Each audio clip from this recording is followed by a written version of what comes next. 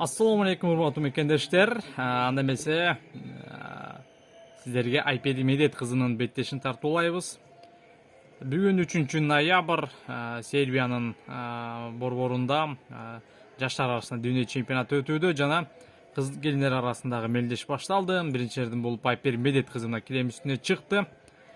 Алгачкы жарым чейрек финал, 8ден 1 финал.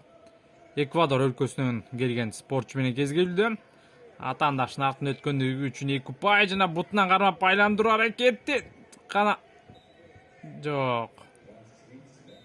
Коргонууда азырынча Риаско Валде өзүнүн мыктылыгын көрсөттү. Риаско Валде бул Панамерика чемпионатынын 2 жолку вице чемпиону экендигин айтып өтөлү.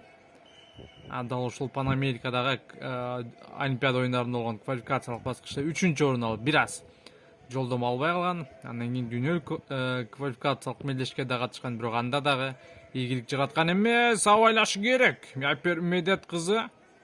Ай Азамат, таза жеңишти камсыздаш керек, ушул жерден кармаш керек. Кармаш керек жана Азамат. Бул жерде калыс таза жеңишти камсыздады. Чын жүрөктөн куттуктайбыз, урматтуу телекөрүүчүлөр. Биздин каналга жазылыңыздар. Алдыда iPad Медет кызынын беттештерин тартуулайбыз сиздерге.